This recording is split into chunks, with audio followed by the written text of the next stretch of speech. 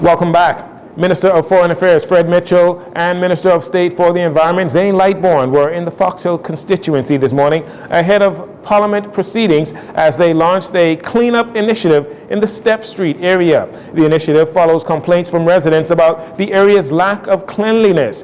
Minister of State for the Environment Jcn Lightbourne pleading with residents to do your part in caring for your community. We are asking for residents to take a look around their community, to see the effects of this accumulation of not only derelict vehicles, but what is perpetuated through discriminate dumping, because they're adding garbage and the level of filth. As you can see, this is put here by adults. You spoke of the laws of the country. The laws are on the books, and we do have education in schools. At the youngest age, children are taught to put garbage in bins.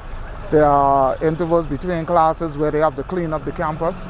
And so we know what littering is, we know the dangers, we know the causes, we know that rats and rodents and garbage belong in a bin. Rats and rodents spread diseases. So what we are asking residents to do is to report persons they see dumping, and they themselves have to make an effort to clean. Echoing Minister Lightbourne's sentiments, Fox Hill Member of Parliament Fred Mitchell shared that a new act prioritizing environmental protection is set to be passed in Parliament.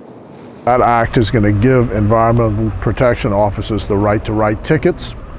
So all this stuff of spraying cars and all the rest of it, that's going to be out the window. You can get a ticket. If you don't pay it within 7 days, you go to court, and the fines are substantial if you don't deal with it. So there's a new regime coming.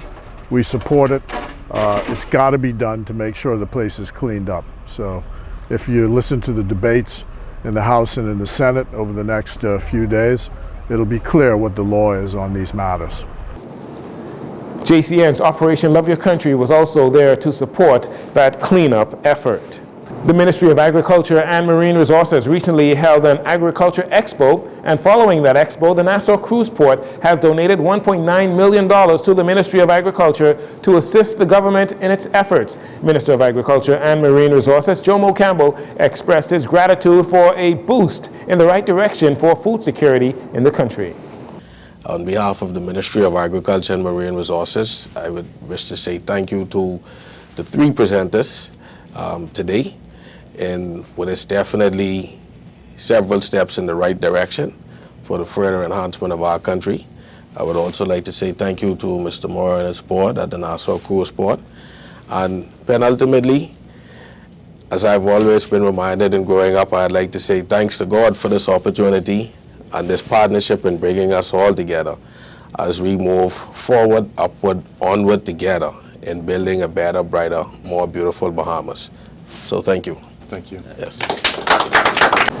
Nassau Cru Port Chief Executive Officer Mike Morris says the donation is to show support of different projects that the ministry, alongside the Bahamas Agriculture and Industrial Corporation, hopes to carry out.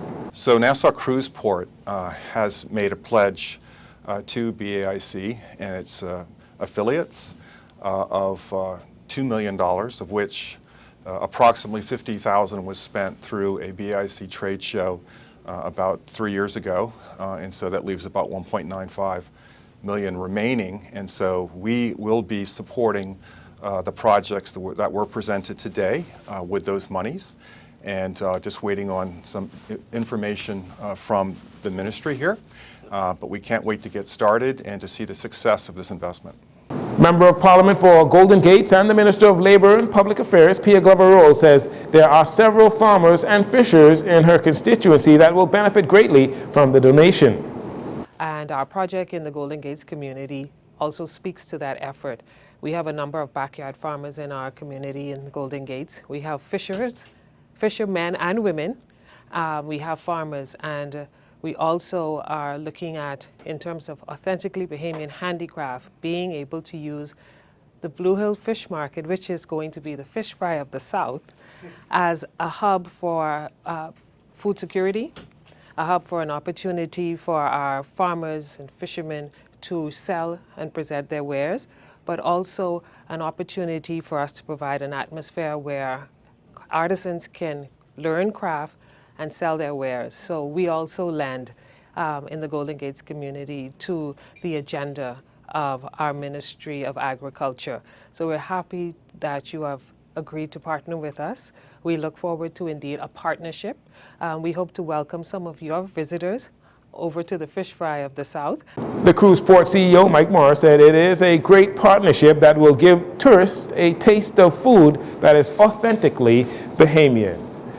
School students had the opportunity to tour the United States Air Force Hurricane Reconnaissance aircraft. They also call it the Hurricane Hunter, while it was in town briefly last week at Odyssey Aviation on the first stop of its regional 2024 Hurricane Awareness Tour.